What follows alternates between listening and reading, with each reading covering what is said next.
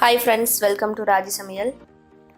இன்றைக்கி ராஜி சமையலில் சத்தான ராகி ரொட்டி எப்படி செய்கிறதுன்னு பார்க்கலாம். இப்போ ஒரு கடாய் அடுப்பில் வச்சுட்டு அது கொஞ்சம் சூடான உடனே அதில் 1.5 கப் ராகி மாவு சேர்த்துக்கலாம்.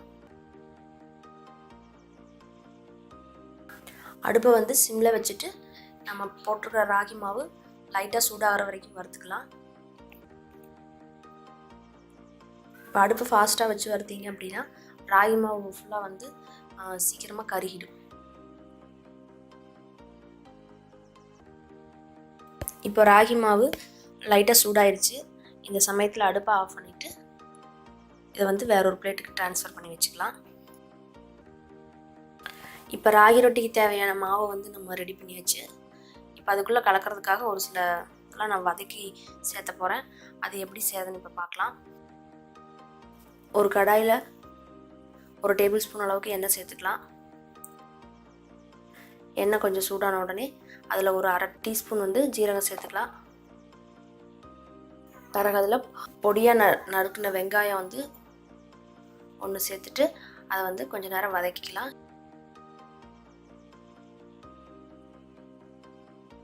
பாருங்கள், வெங்காயம் கொஞ்சம் நேரம் வதங்கிருச்சு. அதில் துருவி வச்ச கேரட் 1 சேர்த்துட்டு நான் கொஞ்சம் நேரம் நல்லா வதக்கிக்கலாம்.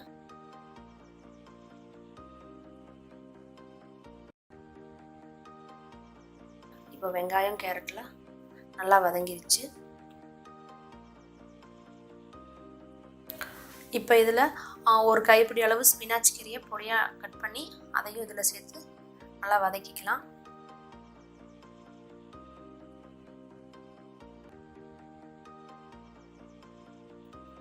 இப்போ இது எல்லாமே நல்லா வதங்கி வந்துருச்சு.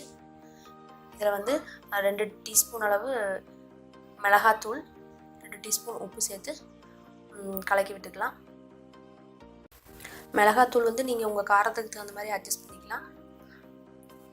இப்போ பாருங்கள், இது எல்லாமே நல்லா மிக்ஸ் ஆகி வந்துருச்சு. இப்போ அடுப்பை ஆஃப் பண்ணிவிட்டு இதை கொஞ்சம் நேரம் ஆற வச்சுக்கலாம். இப்போ நம்ம அந்த கேரட் வெங்காயம் சேர்த்து வதக்குனது வந்து நல்லா ஆறிடுச்சு.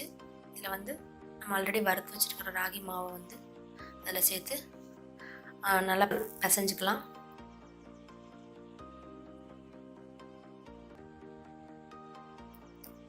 இப்போ அதில் வந்து நான் வந்து ஒரு 3/4 கப் அளவு தண்ணி கொஞ்சம் கொதிக்க வச்சு அதில் இந்த மாவில் சேர்த்து பிசைஞ்சுக்கலாம். இல்லை நீங்கள் பச்சை தண்ணி விட்டு பிசைஞ்சிங்க அப்படின்னா ரொட்டி கொஞ்சம் ஹார்டாயிரும். சுடுதண்ணி ஊற்றி பிசையும் போது ரொட்டி நல்லா சாஃப்டாக கிடைக்கும். இப்போ நான் வந்து இந்த 1.5 கப் ராகி மாவுக்கு 3/4 கப் அளவு தண்ணி சேர்த்துருக்கேன். இல்லை உங்களுக்கு இன்னும் கொஞ்சம் ஹார்டாக இருந்துச்சு அப்படின்னா இன்னும் கொஞ்சம் லைட்டாக தண்ணி சேர்த்து பிசைஞ்சுக்குங்க. இது சப்பாத்தி மாவு பதம் இருந்தால் போதும். ஒருவேளை ரொம்ப நீங்கள் தண்ணி சேர்த்துட்டிங்கன்னா லைட்டாக ராகி மாவு போட்டு அட்ஜஸ்ட் பண்ணிக்கலாம். இப்போ இதில் நான் வந்து ஸ்பினாச் கீரை வந்து சேர்த்துருக்கேன்.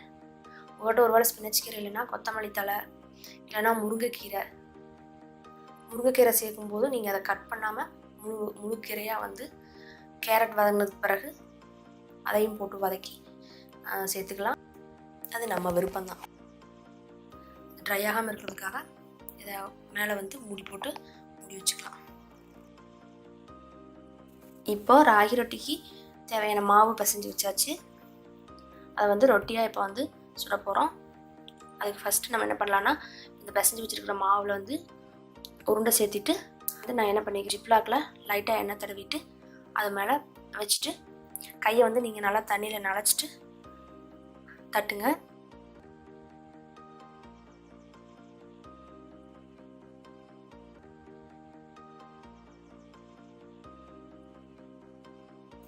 நான் வந்து ஜிப்லா கவர் யூஸ் பண்ணி இந்த மாதிரி தட்டி எடுத்து வச்சுட்டேன்.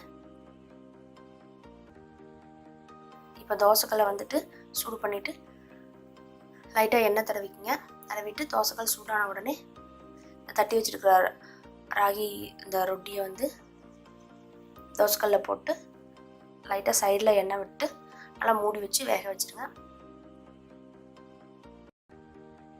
ஃபஸ்ட்டு இப்போ அந்த சைடு வெந்துருச்சு. திருப்பி போட்டு 2 பக்கமும் வேக வச்சிடலாம். கையை வந்து நனைக்காமல் நம்ம ரொட்டி தட்டினோம்னா அங்கங்கே வெள்ளை வெள்ளையாக இருக்கும் நம்ம ரொட்டி. ரொட்டி சுட்டு எடுக்கும்போது. இப்போ நல்லா ஹெல்த்தியான ராகி ரொட்டி ரெடி ஆயிடுச்சு. இதை வந்து நீங்கள் நைட் டின்னர் இல்லை மார்னிங் பிரேக்ஃபாஸ்ட் அந்த மாதிரி சாப்பிட்டுக்கலாம். இதுக்கு வந்து தேங்காய் சட்னி இல்லைன்னா நிலக்கடலை சட்னி நல்ல காம்பினேஷன். நீங்களும் உங்கள் வீட்டில் ட்ரை பண்ணி பாருங்கள், கமெண்ட் பண்ணுங்கள். இந்த வீடியோ பிடிச்சிருந்தா சிவாஜி சேனலுக்கு சப்ஸ்கிரைப் பண்ணுங்கள். தேங்க்ஸ் ஃபார் வாட்சிங்.